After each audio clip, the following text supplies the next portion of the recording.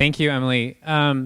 If I can emphasize one thing, and I think it's something you've heard elsewhere and previously, it's that the local action here does really matter. And when we're talking about the environment, people sometimes question, particularly climate change, people question how can I actually meaningfully affect an issue that is global. And when we go through the two sets of issues I'm going to cover, I hope you'll appreciate that that you can have a meaningful impact, and for a couple of reasons. And those reasons are both sort of energy and environmental, but then there's a sort of social justice dimension beyond that. So for this first issue, the Renewable Portfolio Standard, what I can say is that we live in a regional power grid. We use half the electricity in Massachusetts. So if we meaningfully change our state's energy policy, you have a whole region of the country that begins to transform, and a huge amount of pollution that will go away, and we set a model for other regions, of the country. You have states like California that are now negotiating with Europe, with China, on climate issues, and it's not because, I mean, in some ways, yes, they're stepping out above a state level of policy, but they're also negotiating with these countries because they're the 5th largest economy of the world. In the United States, when states pass progressive policies, other states follow. When states go backwards on issues of equity, other states follow, right? So we know that if we not only set a model, but actually do move the ball forward technologically or by changing our power grid over, that has both a sort of symbolic effect, and that sort of it echoes elsewhere, but also a very literal impact. So on this first issue, the Renewable Portfolio Standard, what we're going to go through is what are some of the concrete drivers between clean energy? What are our goals in terms of climate change in Massachusetts? And what can you do about it? And the slides are presented about different issues are presented in separate packages, so I'm going to go through them rather quickly so as not to be extremely redundant, but they will be available to you at your request later and hopefully online on the conference website as well. So one of the most important things that we have on the books in Massachusetts in terms of law is the Global Warming Solutions Act, which was passed in 2008, and that is looking at what is our state's responsibility to deal with if you take the science of climate change at the global level and figure out what our state would need to do to make the appropriate reductions, that's the Global Warming Solutions Act. But more specifically, we have requirements of reductions in greenhouse gas emissions that we have to meet by 2020 and 2050. And we have to plan for that on a regular basis because changing the amount of emissions you're doing by 80% by 2050 requires action every year and a lot of long-term planning. So that's our long-term goal that we're trying to do. Since that legislation passed, we've started tracking emissions in different ways. We've started putting out regulations, not without some delay, but we've begun to really regulate a series of different industries. And we've, in the meantime, when we've had these goalposts set up, put in place other energy policies to actually help us achieve those critical goals that we've created. So I mentioned that not without delay did we put in some regulations, some climate regulations in place. It took quite a while, and it took litigation. But when the ruling finally came down, our friends at the Conservation Law Foundation were able to show that our state hadn't moved fast enough, and that actually the law of the land required comprehensive action. So at the Massachusetts Supreme Court, they won a huge victory, and that victory is now being implemented.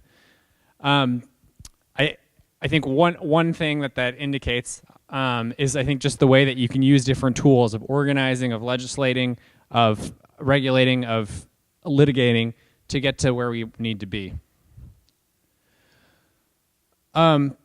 This here is just looking at where do we actually need to go to meet our nearest term goals of emissions, which is in 2020. And there are any number of scenarios that have been modeled recently, including in Massachusetts, people have considered expanding fossil fuel infrastructure, or scenarios in which we didn't add on sufficient clean energy, where we wouldn't make those goals. we're sort of just, I think, just on the edge maybe of being prepared to meet the 2020 goals. And then for the 30 years that follow, we have to make much more significant reductions. Right now, we've done a pretty good job of reducing. So this, if you can't read this, just to be clear, the bottom blue is electricity, and the big purple is transportation. And there's other sources of emissions like home heating and a number of other uses. We've done a good job of reducing power plant pollution over time, cleaning up and closing the dirtiest power plants, bringing online more renewable energy. And we're still trying to tackle transportation. So why then is this policy we're going to talk about, the Renewable Portfolio Standard, so important? Well, let me first say what the RPS is, which is it's a basic threshold for the requirements, how much clean energy utility has to bring to you. So every year that goes up by a small percent. And one of the reasons this matters is because, first of all, we need to get that blue wedge so that it's basically zero or close to zero emissions. But second of all, when you go and plug in your car or your bus, which is what we're trying to move towards, you need that to be coming from a green source. So what we're doing, that purple chunk there, not only are we trying to get, while you're burning fossil fuels, cleaner fuels going into the different vehicles that are there, but we were trying to move basically that whole sector into, from transportation into electricity, so that, again, it's like instead of buying gasoline, you're buying electricity, and that electricity is green. So that's where we're trying to go. We're also running into a problem where, although the energy sort of related, electricity related emissions are flat or going down, our reliance on a single fuel is going up. And that would be gas-fired power, gas heat, et cetera. And a reason that's a problem is because first of all fossil fuels are finite, so we know that. All of them create emissions. All of them harm public health. But it also creates infrastructure challenges that if we actually went and built out gas infrastructure, built more power plants, built more pipelines, it would be difficult or impossible to actually meet our emissions requirements.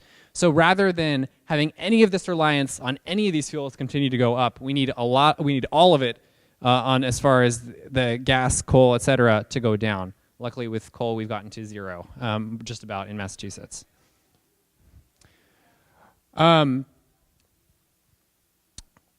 We are trying to, what some people call decarbonize, right? We're trying to remove emissions from our energy grid.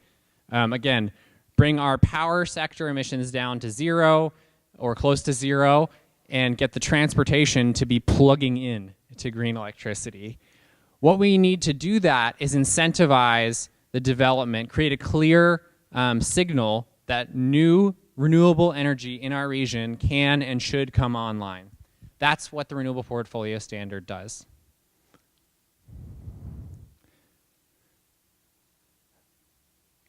So by annually increasing that demand, as you can see up there, we can continue to develop renewable energy. That's clean renewable energy in our region. So the way that we define energy credits in Massachusetts means that if the RPS, the Renewable Portfolio Standard, increases, we know that we're buying wind and solar and anaerobic digestion or some other resources from New England, which means that investments in renewable energy aren't simply reducing emissions, they're making our power more local. They're making jobs in Massachusetts and New England because the projects are literally being built here. They're investing money that would have gone out of state to buy gas, to buy oil, to buy coal. They're investing those dollars in New England and often enough in Massachusetts, which means that even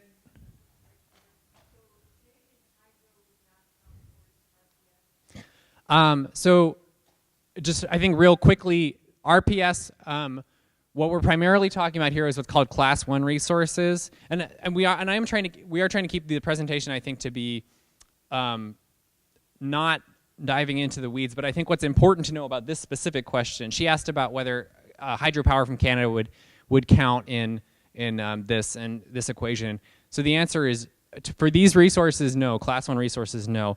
What you're talking about with Class 1 renewable portfolio standard resources is essentially new resources like wind and solar built in our region.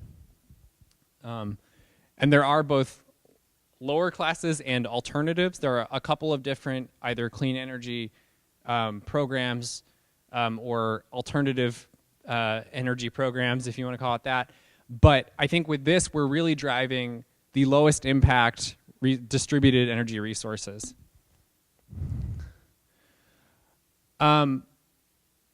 Yeah, so currently, just to give you a sense of where we are, our renewable portfolio standard, what National Grid has to bring you if you have them as an electricity customer, or what Eversource would have to bring you, that currently they're required to bring you 12% clean energy, right? So if you do the math on that, currently our RPS goes up by 1% per year. You can think about how long is it going to take to get to 100% renewable, right? We know climate change is urgent. We know we need to make massive reductions by 2050. But according to this math, you know, it's going to take many, many years for their actual requirement to bring us to 100. It looks something like 2105, I think. And although there are other tools, this is one of the ones that's stable and predictable. I think basically the building block for the clean energy industry in our region. And I think it's important to note also that this policy currently, so it's at currently 12%, goes up by 1 every year. And it does not include some of the publicly owned power companies. So if you live in Taunton or Reading or West Boylston, you have a public power utility that is not subject to these requirements, but you also have the independence of perhaps electing your own light board commissioners who just could vote to change the policies entirely. It's an interesting dynamic for sure. These policies around the renewable portfolio standard are in many different states, and while we historically have been a leader, we're kind of falling behind some of the requirements. So you have states that have clear goals to go to 50% clean energy or 100% clean energy in place. And again, ours is currently around, 12 plus 1% per year. So we're at a time when we really need to speed up this basic uptick of renewable energy to, first of all, just maintain the resources we have in place, and then from that, actually remain a leader and combat climate change in the local way we need to. I think, Emily, if that's all right, I'm going to move on to the next topic. But just that when we send out this presentation and in some of the materials that's provided by Sierra Club, there are a number of bills in play at the legislature now that would accelerate the renewable portfolio standard. And this is just a quick call, email, legislative visit that you can make that can really help fight climate change in Massachusetts and New England and have a serious impact. So with that, I'm going to switch to a sort of different note.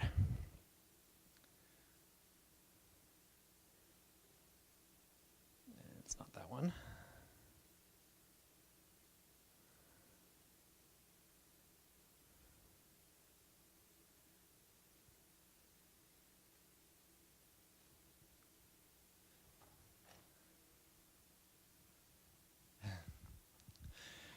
So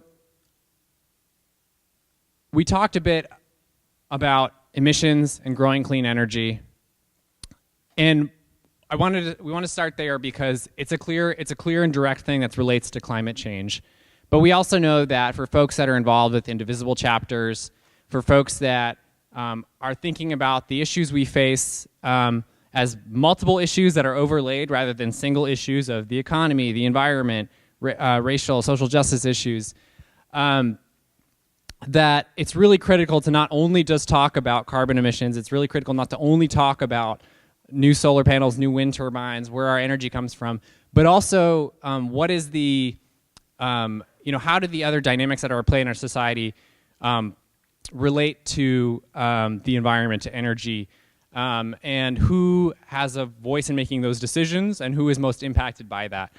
So for that reason, I'm going to talk about something that doesn't necessarily have a clear energy or climate change thing, relation, and yet has a very, very intimate one for many people, very real consequences to people's health and well-being. And that's basic issues of environmental justice. So we're going to go through this issue, and then I'm going to hand it over to Emily, who's going to talk a bit more about really getting at the legislature and how a bill becomes a law in Massachusetts, and how to knock some of these progressive policies through. So environmental justice. What we're talking about is really environmental civil rights. And this, I think these are a number of groups, including groups in Chelsea, who have been fighting sort of a disproportionate burden of pollution and exclusion from the green economy at the same time.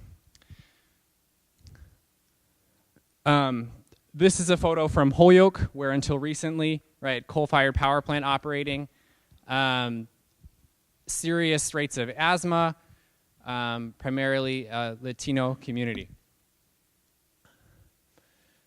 So what is environmental justice? In the sort of technical definition, it's the right to be protected from environmental pollution, to live a clean and healthful environment, and regardless of sort of who you are, where you came from, how wealthy you are or aren't, whether you speak English.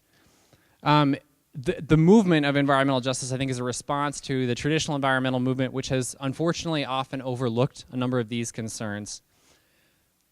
You have some of the groups that were just in the past two pictures, Chelsea Greenroots, Neighbor to Neighbor, who are leaders in this movement in Massachusetts. And I would go as far to say is that in whatever region of the state you're in, if there is probably a group you can look to somewhere nearby who is leading a struggle like this, and probably a group nearby and a struggle nearby that you could learn from if you don't know one already. But beyond that, issues of environmental justice, I think, should really be constitutionally protected from rights we have here in Massachusetts. We have a fundamental part of our Massachusetts Constitution called Article 97, and it's often looked at in terms of conservation issues, but at its very base, it's the people have the right to clean air and water, and that is all people in our Commonwealth. And unfortunately, while you see those very basic sort of founding documents have these rights, they're not ones that have been fully implemented or extended, which means that we do have still, Bristol County in the southeastern part of the state where you have incredible rates of asthma correlate with regions of the state, that are economically not doing as well. This is a photo from a fight in Brockton, Massachusetts, where they're still trying to prevent a gas power plant and have been fighting it for, I think over a decade at this point. This is a photo of the opposite side, which is what we can do positively to promote environmental justice, creating more urban agriculture, more access to renewable energy. So I didn't want to leave it with only negative images or only efforts of combating the things we don't like. In Massachusetts, we have, I would say, a brief history, particularly past 2000, of creating some actual environmental justice policy. So in 2002, we got the first environmental justice policy. In 2014, Governor Patrick put out an executive order on environmental justice. In 2017, under Governor Baker and Secretary Matthew Beaton, the Environment Secretary, we've updated our environmental justice policy. But what we haven't done during any of that time is really enforce the protocols in any of these policies or executive orders. So with that in mind, and for some of the reasons talked about before, advocates have gone to the State House this year and filed legislation to try to codify environmental justice protections so that there must be concrete improvements to public health and well-being, stronger protections, particularly for low-income communities, for communities of color, and for people of limited English proficiency or non-English speakers, so that they have better access to government, again, better real protections, so that we can act concretely on health disparities that are prominent, yes, in Massachusetts and across the country. So we're looking to move that in the state legislature. You're going to hear more about again, how a bill becomes a law and how do we actually push some policies in a moment. And before we do that, it's a real complex process, and you can look at that, and I think you'll hear some of the same from Emily, right? You can look at that. You can look at the actual literal how the process goes, but part of what we need you to do is pick up the phone, write emails, make the visits, organize public meetings, I'm sorry about that, and move these policies forward. I think I more or less talked about this. We've had governors and other elected officials or appointed officials of both parties, right, say that they support environmental justice, but we haven't seen sufficient action in any administration. So what we really need to do is have people across the state saying that this is a priority that we must advance. We do have a supermajority Democratic legislature. I'm trying not to steal too much of Emily's thunder. And we actually have a lot of Republicans elected who are good on the environment, but we haven't been able to move some of these critical equity issues forward in the past. And so what we're trying to do is come to the legislature with a stronger movement of both environmental justice communities and people who don't live in that, of mainstream environmental groups and predominantly community of color-led groups, and have a united front on this and saying this must be a priority. And in the meantime, the governor has an executive order on the books that he should be implementing. So if you want to again, these slides will be available, but contained within them, there's basically sample actions, emails, phone call that you could do, and links to more resources. And with that, I think I'm going to turn it over to Emily now, just to make sure that we have time to get through the rest. Thank you, Joel.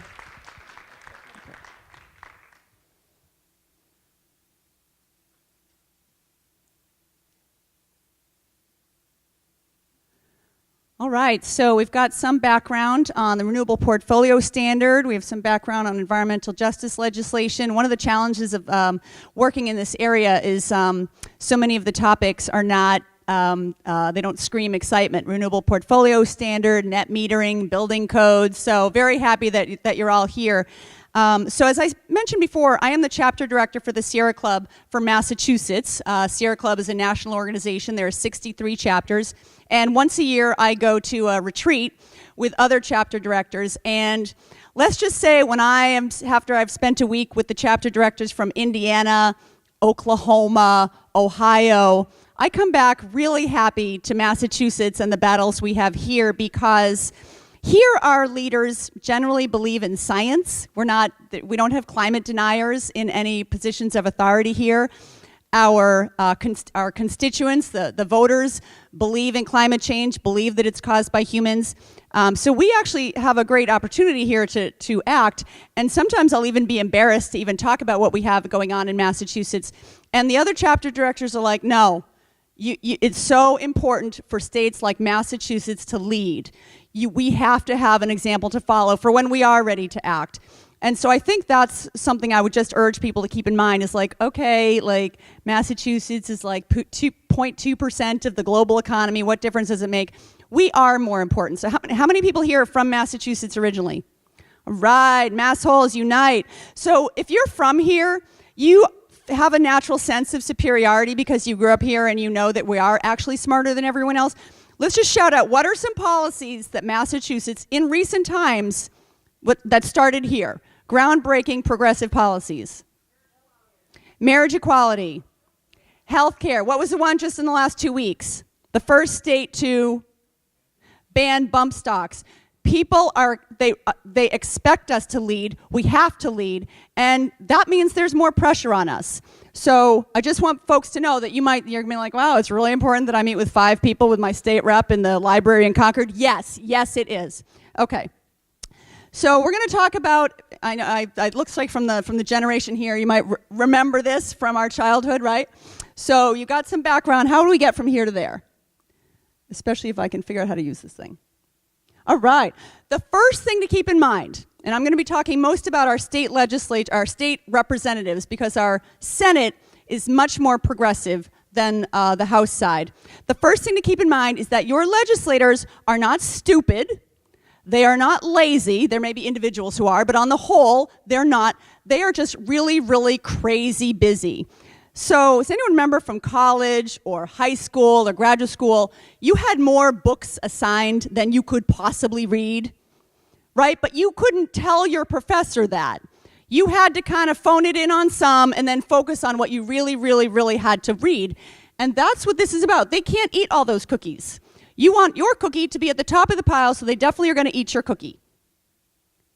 This is not how you get your cookie eaten, okay?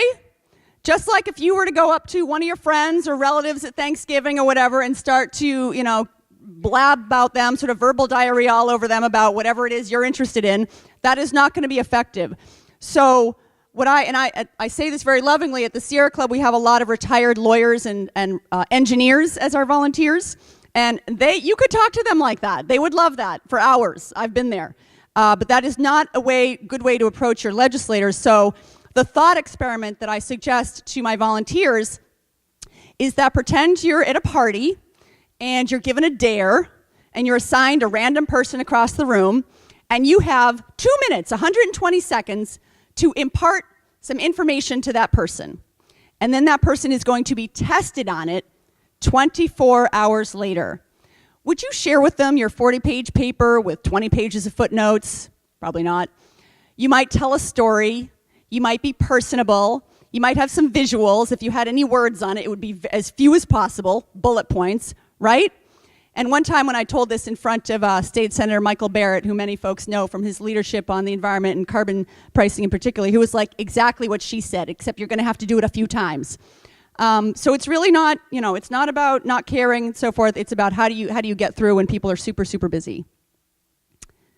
The other thing to remember is that the Massachusetts legislature is not a democracy. This is a really, really important point. The Speaker and the Ways and Means Chair have all the power. I would argue that the Speaker is more powerful than the Governor because we do have a supermajority of Democrats. The way they wield this power is that the Speaker gets to decide who is in leadership. As a committee chair or division chair or floor leader, there's lots of areas of leadership. And if you are in leadership, you make more money, a lot more money, tens of thousands of dollars more money. And if people remember, they just gave themselves a raise in February. So now they even make more money than they used to. I'm not holding that against them. I'm just saying it is a reality that is important as a constituent when you're trying to get through to understand your audience. Another thing that makes it a little more challenging to get through to folks is that as a city councilor, I am subject to the open meeting law. I cannot even have a group email with more than a majority of the other city councilors. Anyone serve on any local commissions? Or you subject to the open meeting law, so you know what that's like. Your meetings have to be posted 48 hours in advance, and you can get in trouble. The Wayland School Committee, I've noticed a couple times, has been smacked down for open meeting law violations. The state legislature, the judiciary, and the governor are all exempt from the open meeting law. The state legislature has exempted themselves from the open meeting law. So when you're like, why is it harder to fight? Like, why are they debating behind closed doors? Why are they voting behind closed doors? Why are they arm twisting behind closed doors in a way that anyone on a local commission would not be allowed to, a city councilor would not be allowed to, board of selectmen and women would not be allowed to. They're allowed to. And in 2015, the Center for Public Integrity actually gave Massachusetts a D+ on their integrity investigation. Here are just some categories. It's great. I'm not usually in such a big place where people can see this very well. So you can see across the board, we don't really do very well. They did fix the public access to information. They did pass something that made it a little bit easier to get information, whether you're a reporter or a local citizen from your city or town. But for all our city on a hill history, we don't make it very easy for our citizens to know what our government is doing. Yeah, not good. And I just want to go back to the thing about the raises, because it really is a big deal. The legislators are not allowed to set their own salary. Only the governor can, and the base pay is $62,547. However, there is no limit on leadership stipends. And they can create additional leadership positions. So Representative Bradley Jones, who we work with, he's actually great on the environment, but it was one I was able to find in the press. He gets a $60,000 leadership stipend on top of his base salary. Before February, it was $22,000. The chair of the House Ways and Means get an additional $65,000. Speaker Pro Tem, $50,000. And just to give you a sense, this is the language from the legislation that lays out all of the leadership positions. I guess on the bright side, there's a lot of leadership in our state house. That's a good thing, right? But, you know, you can imagine, so if your state rep is in leadership and you are asking him or her to do something that the speaker does not want him or her to do, right? Awkward. This quote is from 1935, but it'll probably be relevant as long as there are human beings on the planet. And just to give you, in case you think this is all just theoretical, this just happened. This was July. Russell Holmes was a vice chair, and he was commenting publicly when at that point the Ways and Means chair retired from the House. He was commenting publicly on who would be the leader. He was no longer the vice chair. Stripped immediately. It's not subtle how this happens. And I'll tell you a story that will really bring this home. So this was 2 years ago, in 2015, around this time, and a bill was introduced into the Massachusetts legislature that would literally have decimated our solar industry. We have over 15,000 people employed in the solar industry. Solar is obviously good, clean energy, et cetera, keeps energy dollars here at home. I don't think I have to argue to this crowd why solar is good. This bill was literally, has anyone ever heard of ALEC, American Legislative Exchange Council? Okay, well, this is a very powerful group funded by the Koch brothers that focuses on state legislatures. And they fly legislators to Cancun, wine and dine them, really build relationships with them when they're just entering their careers in a way that, you know, most other big shots don't. A lot of political people focus on the House and Senate, U.S. House and Senate. And they give them model legislation, which is why you see the same right-wing, anti-progressive legislation being introduced in state houses all over the country. So this was literally the Koch brothers' ALEC solar bill. Would have added minimum charges, it would have slashed the reimbursement rate for solar projects, even retroactively, projects that were already in existence, and it raised the net metering cap just slightly, but not enough to actually save the industry. So how do you think a bill like that would do in Massachusetts, of all places? Right, wrong. It passed 150 to 2. The Koch brothers solar bill. 2 years ago. It's not like we didn't know about climate change then, okay? That is, and I probably don't need to tell you, the speaker wanted that bill to pass. That is what we are dealing with. Exactly, that is the right look. This, what? That, exactly.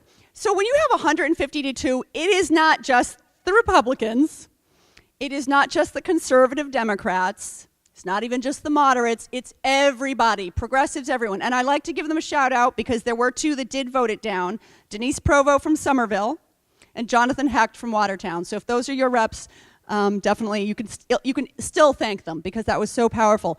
So that was, as you can imagine, for those of us who work in this, you know, area, it was really shocking because there had been lobby days. It's not like there'd been no advocacy around solar, but this was really a wake-up call. So the grassroots groups in particular, we got together and we were like, wow, we need to do things a little differently. So the electric utility industry does not like solar. I won't go into the details of it because it's kind of complicated and boring, but I will say they make more money. They get a guaranteed rate of return of 10 to 12% on transmission. Just one category that solar limits them on is you don't need as much transition. You can't justify to the Department of Public Utilities as much need for transmission when more people have solar on their homes or businesses and municipalities. That's just one category. But just if you Google it or if you follow up with me later, I can send you a lot of articles. It's happening all over the country. The electric utility they don't like solar. That they don't control, I should say. And they lobbied heavily. And so I went and met with a rep that I had a relationship with, and who he represents a pretty liberal district, and I was like, so why'd you vote for this bill? I was very polite, but you know, and he was like, well, Emily, you weren't in here. And I'm like, out of 160 reps, I needed to go beg a super liberal from a super liberal district not to vote for the Koch brothers solar bill. Okay. So we went through it. I had a few of his constituents with him. We went through it. Blah, blah, blah. Here's why it's bad. Blah, blah. So would you be willing to go to the speaker? and talk to him about how bad this is. No. Wow, we really have no juice. That's what really brought home. This person was in leadership, a committee chair, still is. So the grassroots, we got together and we just started doing organizing in a way that we hadn't done before, especially focusing on the progressives. Like I said, the Concord Library, Cambridge, Newton, et cetera, just to say, 5 people in the room, 10 people, 15 people, this is not a huge crowd, to go through it. Here's what the bill would do. Here's why it's bad. And while it's going to sound like that's really what came of it, it really was extraordinary. What happened is you had 7 reps, very progressive reps, drafted a letter, shared it with their colleagues, and they got 97 reps to sign a letter saying to the speaker and the leadership, here's what we need to see in a solar bill, blah, blah, blah, blah, blah. And just to give you a sense of how extraordinary it was, I was meeting on the Senate side on a different bill with a staffer, and before we could even get, we were talking about fuel tracking, it wasn't even the same topic, before we could even get to the point, he was like, did you see what happened with that letter? I've never seen anything like that. Basically, you had 97 reps sign a letter disavowing a bill they had just passed, basically saying, I'm an idiot, and opposing the speaker. And it was because they heard from so many constituents who were like, we know what you're doing, that's not what we want clean energy, this is Massachusetts, what the hell? So the organizing does work. The final bill that passed didn't have everything that we wanted. In fact, Sierra Club, I think, was alone and still opposing it. But it was better than this. Okay, so I just like to tell that story in case because people get a little like, well, we're in Massachusetts, we're good, and the rest of the country sucks. No, we have work to do here in Massachusetts. Wait. So how do we get from here to there? Oops, where is she? Oh, all right. Ordinarily, there's a photo of Alice, one of our volunteers, who, I don't know why that's not coming up, who she came to the Women's March, and then she came to a rally to defend the Region 1 EPA office, and she's standing next to me, and she's like, Emily, I'm outside my comfort zone. My husband said I need to get outside my comfort zone. She'd never been to a rally. That wasn't her thing. And that's what I am imparting to everyone, even if it's not something, even if these aren't things you've done before, I don't even know who my state rep is, that is what we need to do. We need people to get outside of their comfort zone and do things that maybe they haven't felt comfortable doing before. And I also just like to point out, especially for those, anyone have kids, grandchildren, nieces, nephews, little people that you just happen to like? So when I think of the things that I did when my kids were babies, the binky would fall on the floor and you'd boil it. Oh my God, that child cannot have that binky back in their mouth unless you boil it. That was for kid number 1 anyway. The BPA-free plastic, right? How much money? We spent over $1,000 on bars for the upper windows. I have 3 failed attempts at a girl, I call them, very active, and bars for the upper windows so my little darlings wouldn't hurl themselves through the screens. Over $1,000. If you think of how much money you probably spent or would be willing to spend to keep your baby safe, right? What you'd be willing to go through, it's not even a question of what are you willing to do, it's what are you not willing to do, right? And that's what this is really about. We don't even say that climate change is in the future. It's here now, but it's going to be much worse for the younger generations. So it's really about what am I willing to do, what am I not willing to do to keep those who I love and care about safe. And in case you weren't worried enough, this shows the historical record of carbon dioxide in the atmosphere. Literally off the charts now. You know, we're actually it's over 400 now. There have never been human beings on the planet with the carbon dioxide levels where they are now. And we're just putting more and more in there. It's basically like we're living in a huge chemistry experiment. This is the kind of thing you could bring with you to a rep's office. Or this, the average global temperature. This is 1880 to 2013, and it's just going up. We don't know. We don't know what's coming. We have a sense, and it's not good. And I mean, these slides are now old, but you know, the Syrian conflict, plenty of argument that it was drought in the rural areas that brought people into the cities, causing conflict there. This was from the New York Times, over the summer, climate change, soil degradation, rising wealth. So we're more attuned to the climate change effects we're seeing in the United States, but it's horrendous what's happening in poorer parts of the world. You probably remember this, the massive iceberg breaking off in Antarctica. This was from July. The crazy heat waves, the flights that couldn't take off in Phoenix. And then obviously, more recently, this is Harvey, Irma. I haven't even done it since the Puerto Rico example. And then even Donald Trump's Secretary of Defense agrees that climate change is a national security issue. I haven't checked Twitter in the last 5 minutes. I think he's still the Secretary of Defense. Come on, thing. And it's already affecting us here. We had a 2-year drought, the worst since the 1960s. I love this title from a March Boston Globe article, Preparing for a Shrinking Boston, resilience should be goal, resistance is futile, right? They should be making like horror movies about climate change. Depending on carbon emissions, Boston is likely to experience up to 7 feet of relative sea level rise by year 2100. And you hear that, you're like, wow, 2100, that's a long way off. Really not a long way off. Really not a long way off. I did some basic math. I was a philosophy major, but even I can do this level of math. In 2100, my grandchildren would be middle-aged. So we're not even foisting this horrible future onto random strangers. This is people that we love. They may not exist yet, but we will love them, and they'll be like, Grandma, what were you doing? And I'll at least hope to be able to tell them, I was off talking to people all the time, kids. I really was. I was really trying. And that our part of the world, in the country, is expected to warm more rapidly than the rest of the country. This was a op-ed by the CEO of Boston Medical Center and Partners Healthcare, that Boston is the 4th most climate vulnerable city in the country, the 8th most vulnerable worldwide to property risk. We could take a $30 billion loss if a Hurricane Sandy were to hit here during high tide. We were very lucky the last time.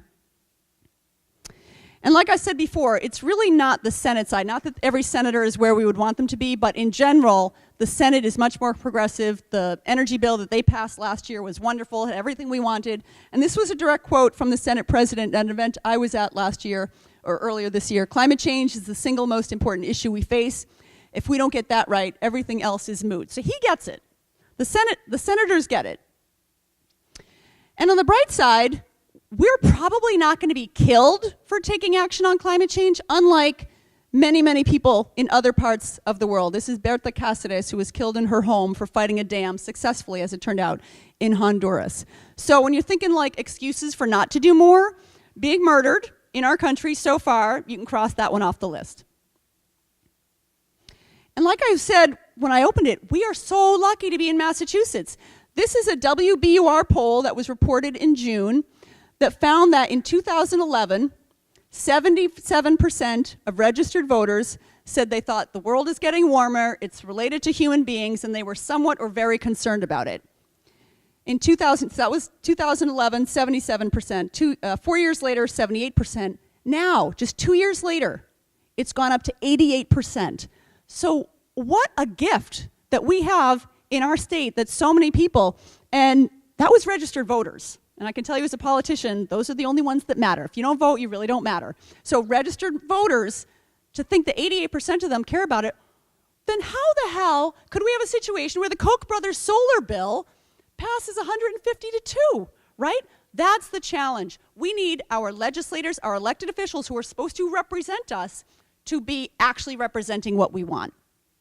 And I thought this was interesting, too. The article said, despite the majority believing climate change is real, blah, blah, the pollster said, people are not holding politicians' feet to the fire. There's a gap between beliefs and political action. Voters are not prioritizing it. When you ask them their top issues, it's not climate change. Jobs, the economy, education, et cetera, et cetera. Even though, as the Senate president said, all those things are moot if we have climate change rising unabated. And then it said that they also found that 74% of voters found that they would pay up to $10 more a month for an energy bill if it would reduce greenhouse gas emissions, which is really great because the RPS bill that we are supporting would see an increase of $2 a month. So those are some important things to keep in mind as you're doing any work here. Climate change, clean energy investment, there's more than fossil fuels for the first time last year. China, I can't even remember if Trump is attacking China or not these days, but China is eating our lunch when it comes to solar. They had set a new solar target. Their new target, 200 gigawatts by 2020, is more than the whole world's solar capacity at the beginning of 2015. So, I mean, it's just unbelievable from where we were that China would now be much more of a leader on climate change than we are. And then I just like to bring this, I'm sure in any group of, not just environment, anything you've ever been involved with, there's always someone in the room who's got a lot of ideas for what other people should do, right? Someone should blah, blah, blah. Well, I have a rule. Whoever volunteers that someone should has just volunteered to be that someone. There is no sort of responsible group of adults behind us that's going to deal with all this. I mean, this is really it, right? But on the bright side, as I mentioned before from that story, there's a lot of power right here. So you can probably tell this is how I feel about climate change and taking action on these issues. I'm in, sort of a low-level seething rage even before last year's election. On the bright side, we don't have to wear kilts or kill anybody. Our weapons are our phones, our sneakers. And just to give you a sense of how non-intimidating all of this stuff really is, has anyone ever met with your state rep before? Oh, wow. So this is not a scared group. For those who haven't, this is literally so the bottom one, this was Randy Hunt in his dining room in Sandwich. You can see me there with my little Sierra Club sticker. That was Garrett Bradley right before he retired. I'm sure it didn't have to do with us, but at an office in Hingham.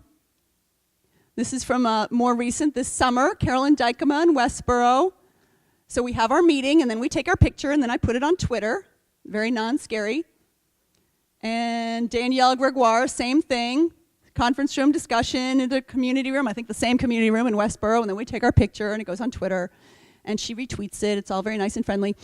And the dirty little secret to keep in mind if you're still like, I just don't feel like I'm all that powerful.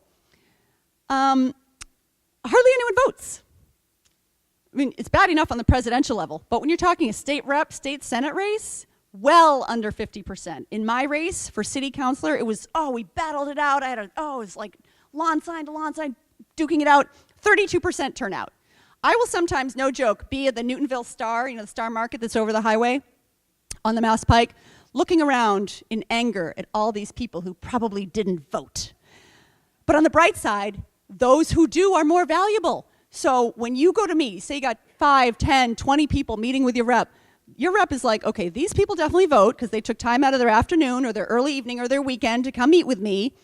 And many of them are probably the type of people, the influencers, who other people are like, Janet, I don't follow these things, just tell me who to vote for. Right? Is anyone like that in your own community? Exactly, that's good. And you might drop that.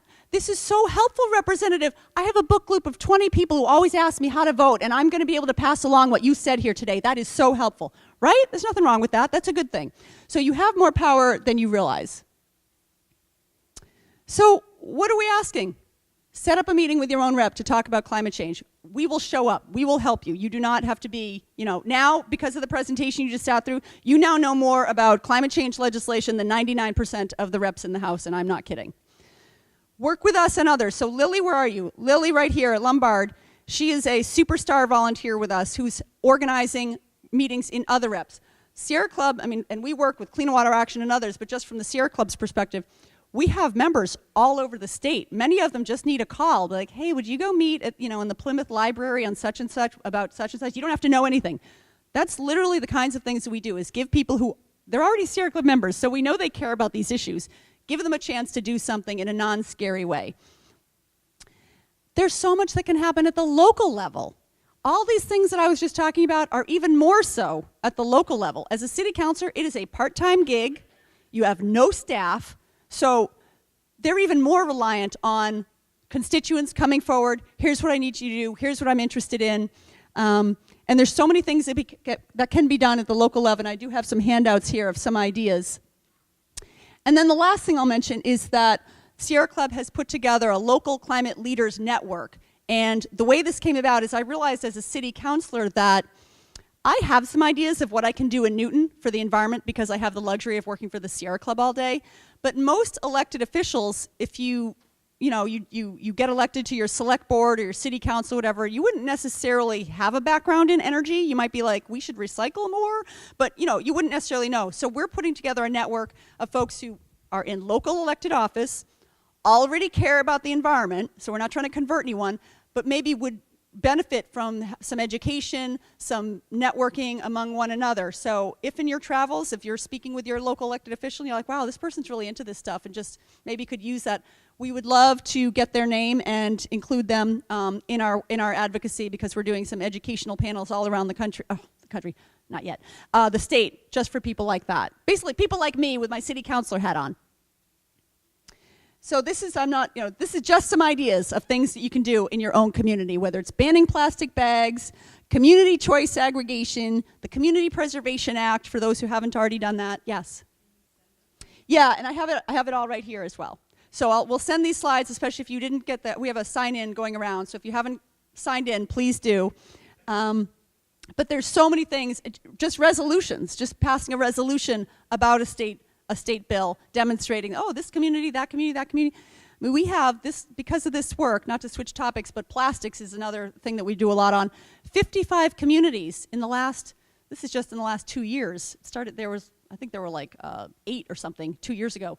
55 communities have banned plastic bags. That's huge. We have a bill that we're working on to try to do it statewide, but sometimes you need community after community after community to show that there is enough support. Boston would be the big kahuna if we can get Boston. Same thing with polystyrene. Municipal aggregation, I don't know if anyone's heard of that, but that's where a city or town can actually contract for a more renewable energy in your own contract, not just for the city, but also for the residents and the businesses. I think about a dozen communities have done that now. We'd be happy to provide some information on that. And I think the more communities are doing that, that will make it easier to get that RPS passed statewide that Joel was talking about.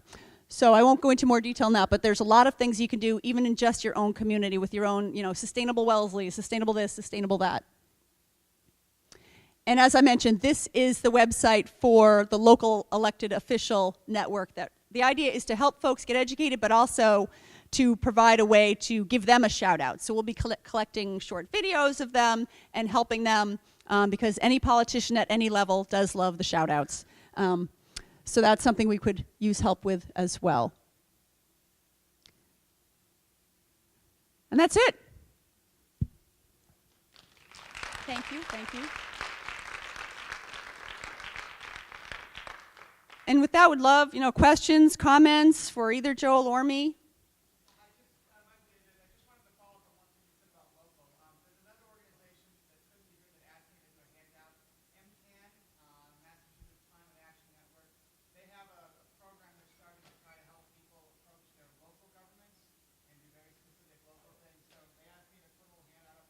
Perfect.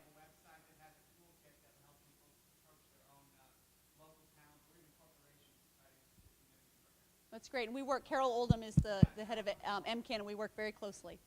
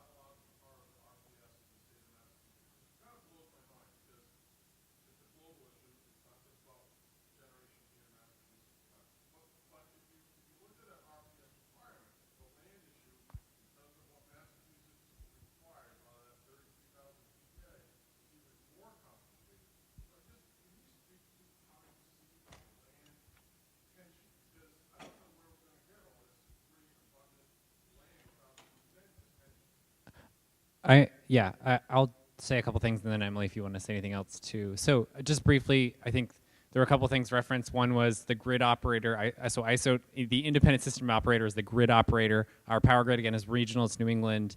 The main question was about if we take away the power plants, how are we going to site that much renewables, that quantity? And one clarification, the RPS in Massachusetts definitely would, I think if there's wind in New Hampshire or Maine, that would be eligible for our renewable portfolio.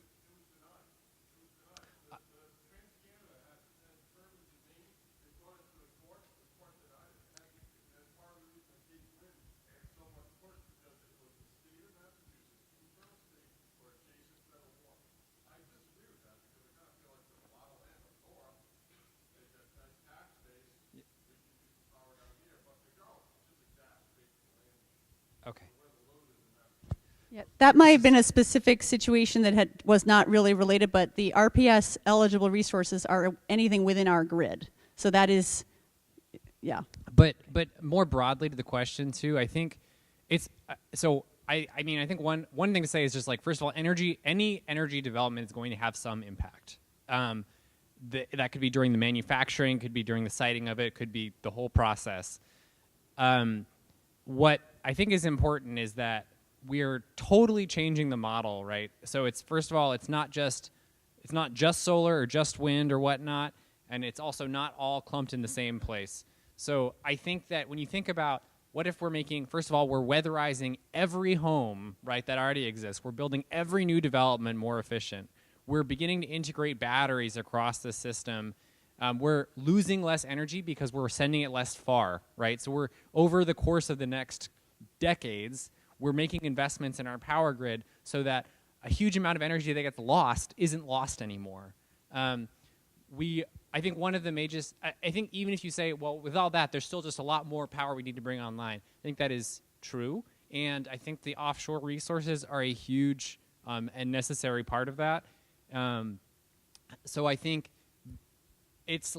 when you understand that the energy doesn't have to be at the same place, but that it was before. Like, you turn a power plant off, you don't need to replace necessarily the exact same amount, and it certainly doesn't have to be all right there.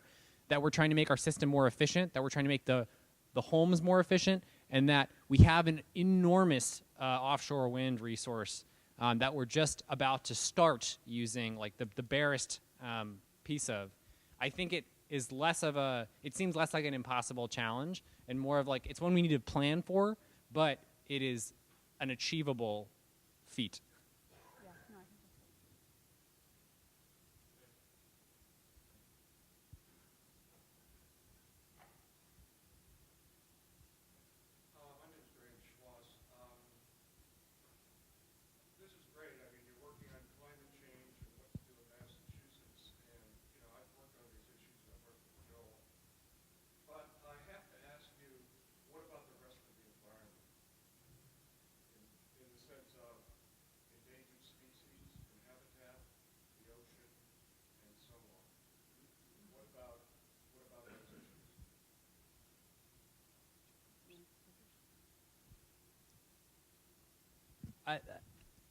I think, so we were mostly covering energy and climate change today. I think one thing to start with is that we are trying to, even within this area, move, like, the energy should be sited responsibly, and the cleaner energy is, the less impact there is on the wildlife. So, like, there's a reason, for example, the Mass Audubon and the National Wildlife Federation like offshore wind, right? It's because even if a bird ran into the turbines, the amount of pollution that it brings down is saving not just human lives, but also, it's protecting the rest of our environment as well. I think that there's a variety of other issues related to conservation that we didn't touch on that are also important. Yeah, absolutely. I mean, the Sierra Club, as you can imagine, people expect us to work on everything, literally under the sun, about the environment in Massachusetts. But we're a very democratic organization. Our board is actually elected by our members. And so we work on the issues that our members really care about, and climate change is definitely central to those.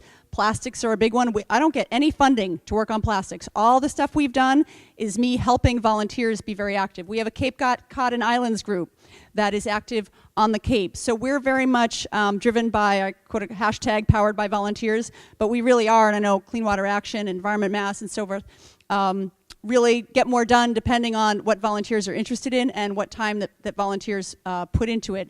There's also Mass Audubon, the Nature Conservancy, with a lot of the sort of the land groups that work more on land preservation and adaptation to climate change. We work with them, but we more play a support role, like, hey, what do you need me to sign on to, et cetera, simply from a capacity issue. We are a staff of 5 full-time and 2 part-time, the Sierra Club in Massachusetts. So everything that we do is with those paid staff. Anything in addition is from volunteers. So when someone like Lily comes in and organizes districts for us, it makes us so much more powerful. I have actually been looking for someone, because we get asked a lot to work on water quality issues. Don't have the capacity, don't have funding to work on it. I've been looking for someone who would be our lead volunteer on water quality issues. If someone like that steps forward, we will then do a whole lot more on that. So that's one, limitation. It's just a capacity issue.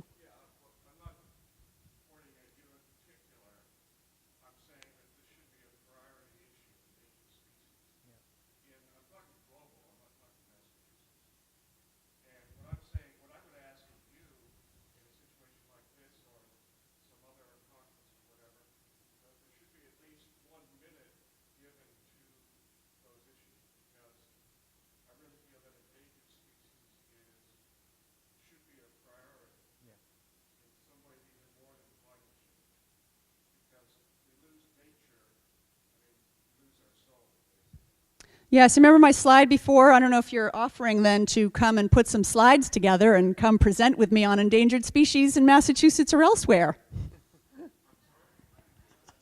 Right? This is what happens. If you step up to be our endangered species lead, we will then do more on endangered species.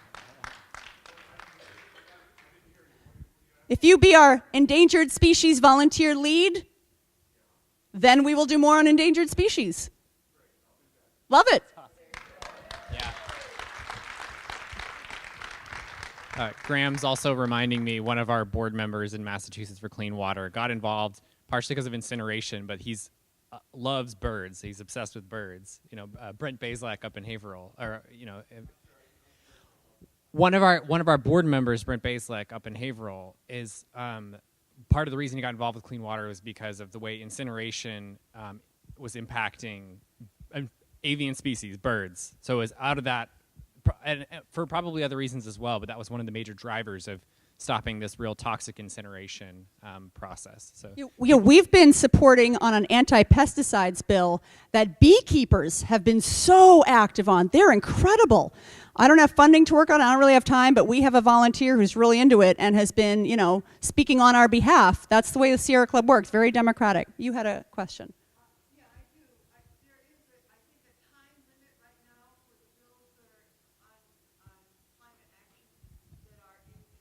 Yep. So what I think we need you to do is to have someplace right on your website that says these following bills have to be reported out of the committee by, is it March of 2018? Is they're going to be voted on this? Yeah, I mean, the deadline, often things happen, especially the bigger, more controversial bills. Literally, the end of the session is July 31st. Literally, things happen at 11:45 p.m. on July 31st. So it's sort of fluid between then and now of when things will be voted out of committee, but certainly we need to be pressuring now. I think in the last session, we didn't really start that grassroots advocacy until, like I said, we got spanked on that solar bill. We've started that much earlier, but really now is the time to be pressuring them on any bill that we care about.